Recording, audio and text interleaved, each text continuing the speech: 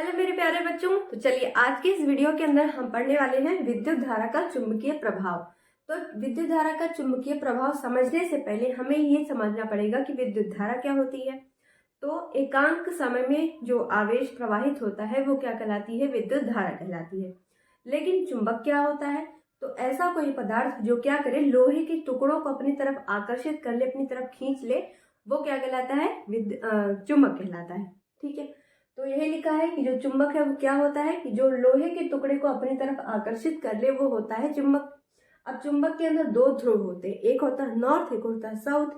और ये जो लोहे के टुकड़े को अपनी तरफ खींचता है, इसी के गुण को, ये जो गुण है खींचने का, इसी को हम क्या कहते हैं, चुंबकत्व कहते हैं। ओके, तो अब बात आती है चुंबक में। तो चुंबक दो प्रकार का होता है, एक होता है प्राकृतिक और एक होता है कृत्रिम चुंबक। प्राकृतिक चुंबक वो होता है जो हमें प्रकृति से मिलता है, लेकिन कृत्रिम वो होता है जो हम स्वयं बनाते हैं। प्राकृतिक चुंबक का उदाहरण है मैग्नेटाइट पत्थर या लोहे का अयस्क, ऑक्साइड अयस्क, मतलब Fe3O4 जो होता है, ये भी इसी के अंतर्गत आता है। तो आपसे ये पूछा जा सकता है उदाहरण या फिर विकल्पीय सवाल इस पे बन सकता है कि प्राकृतिक चुंबक का उदाहरण कौन सा है, तो आप क्या कहेंगे, मैग्नेटाइट अयस्क। ठीक है, चलिए अब सॉरी मैग्नेटाइट पत्थर। लेकिन कृत्रिम चुंबक क्या होता है, जैसे छड़ चुंबक होता है, चुंबकीय सुई हम लोग देखते हैं, तो ये सभी क्या कृत्रिम चुंबक है, क्योंकि हम लोग स्वयं इसको बनाते हैं। पर बनाते कैसे हैं, तो इसमें हम कोबाल्ट, आयरन, इस्पात, इन सभी को मिक्सचर करते हैं, मिक्सचर इनका तैयार करते हैं, और जिसके बाद हमें लोहा जो कृत्रिम चुंबक है वो हमें मिलकर तैयार हो जाता है, बन जाता है। ठीक है, अब चुंबक के अंदर ध्रुव होता है नॉर्थ और साउथ। तो ये ध्रुव कौन सा, नॉर्थ और साउथ होता है। ठीक है, तो आपसे पूछा जा सकता है ना इस सवाल की जो है जो चुंबक होता है उसमें कितने ध्रुव होते हैं या कौन कौन से होते हैं, तो आप इसको याद रखेंगे, याद तो होगा ही, इजी है। अब होता है क्या, चुंबकीय अक्ष। तो जो इन उत्तरी और दक्षिण ध्रुवों को रेखा जो मिलाती है आपस में, उसी को क्या कहते हैं, हम चुंबकीय अक्ष कहते हैं। जो चुंबकीय नॉर्थ ध्रुव और साउथ ध्रुव को आपस में मिलाने वाली रेखा होती है वो क्या कहलाती है, चुंबकीय अक्ष कहलाती है। ठीक है, तो आपको समझ में आ गया कि चुंबकीय अक्ष क्या होता है। नॉर्थ और साउथ को मिलाने वाली रेखा क्या कहलाती है, चुंबकीय अक्ष कहलाती है। लेकिन अब यहीं पे हमें पढ़ना होता है चुंबक के गुण। अब चुंबक के गुण क्या होते हैं, कभी करके देखा है कि जैसे बहुत सारे चुंबक के टुकड़े रखे हो, तो कई बार होता है दो टुकड़े एक दूसरे की तरफ आते नहीं, बस एक दूसरे की तरफ भागते रहते, मतलब दूर जाते हैं। तो समझ लीजिएगा यही वो होता है जब नॉर्थ और नॉर्थ एक तरफ आ जाते हैं। मतलब क्या होता है, समान ध्रुव जब एक पास आ जाते हैं तो वो चिपकते नहीं है, बल्कि वो दूर हटते हैं। ठीक है, और दूसरा गुण क्या होता है कि आप एक जैसे चुंबक है बड़ा सा, कितने भी पार्ट में आप उसको तोड़ दो, लेकिन क्या होता है कि चुंबकत्व का गुण उसमें तब भी रहता है, एक दूसरे को आपस में अट्रैक्ट करता है। ठीक है, तो ये सही नॉर्मल आपको पता होगा, तो इसी को हमें लिखना है। तो क्या है, चुंबक के ध्रुवों का जो ध्रुव होते हैं उसमें यहाँ पे चुंबकत्व सर्वाधिक होता है, लेकिन वहां बीच में चुंबकत्व शून्य रहता है। ठीक, दूसरा क्या है, चुंबक के ध्रुवों को कभी अलग नहीं किया जा सकता। मतलब जैसे आप एक चुंबक को कितनी बार भी तोड़ दोगे, लेकिन उसमें तब भी एक दूसरे को अट्रैक्शन या फिर रिफ्लेक्ट करने की पावर होती है।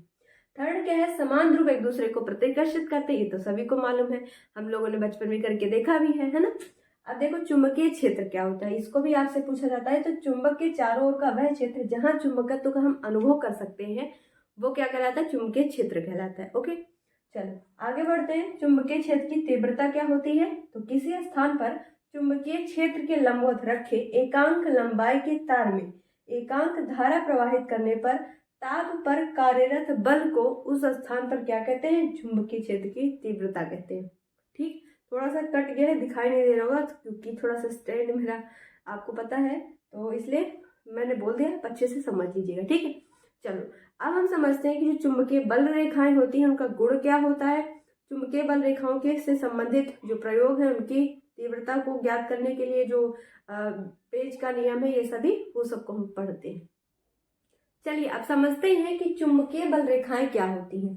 तो वह काल्पनिक रेखा जो चुंबकीय क्षेत्र का क्या करे, अविरत प्रदर्शन करती है, वो क्या कहलाती है, चुंबकीय बल रेखाएं कहलाती हैं। अब इनकी जो गुण है वो क्या है, ये क्या होती है, सदैव चुंबक के उत्तरी ध्रुव से निकलती। अभी मैं इसका आपको स्ट्रक्चर बना के दिखाऊंगी। अब जब आपको थ्योरी लिखना हो, साथ में चित्र जरूर बना के आइएगा। चित्र नहीं बनवाते हैं स्कूल में, लेकिन मैं रिकमेंड करूंगी कि आप फिगर जरूर बनाएं, क्योंकि बच्चों देखो इस पे नंबर फिगर पे ही मिलता है। इस वाले चैप्टर में अगर आपको फिगर बढ़िया से आता है तो नंबर आपको पक्का मिलेगा, भले ही थ्योरी में कुछ गड़बड़ हो, फिगर देख के नंबर तुरंत मिलता है। क्या होता है, चुंबक के सभी जो चुंबकीय बल रेखाएं होती है हमेशा नॉर्थ से निकलती है। ठीक, नॉर्थ से निकलेंगे तो जाएंगे किधर, साउथ की तरफ जाएंगी। तो दूसरा गुण ये हो जाएगा कि नॉर्थ से निकली हुई रेखाएं साउथ की तरफ आती हैं। ठीक है, एक्स्ट्रा मैं आपको बता दे, अगर मान लीजिए भूल जाए तो एक्स्ट्रा वाला याद रखिएगा, क्योंकि ऐसा होता है जो बताया जाता है वो नहीं याद होता, लेकिन एक्स्ट्रा जो वाला होता है वो जल्दी याद हो जाता है।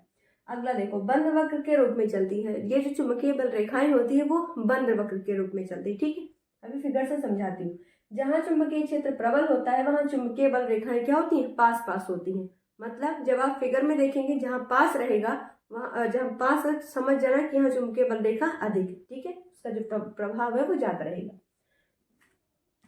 चलो आगे देखो, अब ये जो चुंबकीय बल रेखाएं हैं इनको ज्ञात करने के लिए दो नियम दिए गए थे। एक है दक्षिणावर्ती पेच का नियम और दूसरा क्या है, दाएं हाथ के अंगूठे का नियम। अब दक्षिणावर्ती पेच का नियम क्या है, जब किसी पेच को हम कसते हैं तो जो हमारा अंगूठा है वो धारा की दिशा दिखाएगा, तो जो कसने की दिशा होगी, ठीक है, पेच को कसने की दिशा होगी, जिस तरह पेच घूमेगा वो क्या होती है, चुंबकीय बल रेखाओं की दिशा होती है। दूसरा क्या है, दाएं हाथ के अंगूठे का नियम। अगर किसी तार को हम, कोई तार है उसको हम पकड़ते हैं, ठीक है, तो जो हमारा अंगूठा है वो अगर क्या दिखाए, बल रेखा की दिशा, धारा की दिशा दिखाए, तो लिपटी हुई जो उंगलियां तार पर होती है वो क्या दिखाती है, बल रेखाओं की दिशा दिखाती है। ठीक है, यही दो नियम है, याद रखना है। अगला है विद्युत धारा का चुंबकीय प्रभाव क्या होता है। ठीक है, तो देखिएगा जिस प्रकार क्या होता है, हाँ ठीक है, जिस प्रकार किसी चुंबक के चारों तरफ जो क्षेत्र होता है, जब उसमें चुंबकत्व तो आ जाता है तो चारों ओर का जो क्षेत्र है वो चुंबकत्व क्षेत्र हो गया। उसी प्रकार जब किसी तार में हम धारा प्रवाहित करते हैं तो उसके चारों ओर क्या हो जाता है, एक क्षेत्र उत्पन्न हो जाता है, जिसको हम क्या कहते हैं, विद्युत धारा का चुंबकीय प्रभाव कहते हैं। दो हैं, आराम से समझा लेंगे। ठीक है, चलो समझ आ गया होगा। अब हम लोग समझने की कोशिश करते हैं कि जो यहाँ पे चुंबक है वो किस तरीके से, उसका क्वालिटी, जो चुंबकीय बल रेखाएं हैं किस तरीके से चलती है। ठीक है, चलो ध्यान से देखिएगा। बस ये मान लो क्या है, चुंबक है, ओके, इसका ये नॉर्थ का सिरा है, ये इसका साउथ का सिरा है। अब इसमें क्या होता है कि जो चुंबकीय बल रेखा है वो सदैव उत्तर से निकलती है। अब इधर से निकलेगी, वक्र बनाते हुए साउथ की तरफ चली जाएगी। इसी तरीके से नीचे भी वक्र बनाती है और साउथ की तरफ जाती है। अब बोला गया है कि चुंबकीय बल रेखाएं जहां प्रबल होता है वहां पास पास होती हैं, जहां मतलब यहाँ पे पावर कम होता है वहां पे ये दूर दूर। यहाँ पे जैसे क्या है, यहाँ पे चुंबकीय जो क्षेत्र बल है वो कम है, इसलिए यहाँ पे दूर है। ठीक है, तो इसी तरीके से आप दो तीन वक्र बना देंगे। एग्जाम के अंदर गड़बड़ हो गया,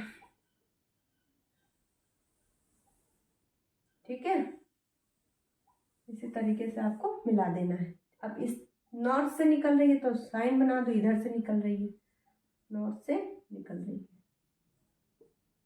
इस तरफ से। ठीक है, अब ये क्या है, बंद वक्र के रूप में चलती है। पहला देखो, पहला नियम क्या हो गया कि ये नॉर्थ से निकलती है, दूसरा साउथ की तरफ जाती है, तीसरा बंद वक्र के रूप में चलती है, चौथा जहाँ ये पास पास होती है वहां चुंबकीय जो बल गुण होता है वो अधिक होता है, जहाँ दूर दूर होती है वहां पे कम होता है। ठीक है, तो इस तरीके से आपको वहां पे फिगर भी जरूर बना देना है।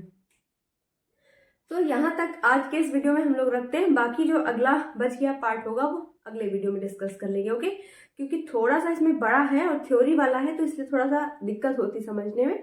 बाकी जो बचा है वो अगले पार्ट में आप जरूर देख लेना। ओके, वीडियो पसंद आए तो एक बार शेयर जरूर कर देना, चैनल को सब्सक्राइब। थैंक यू और best of luck for your exam.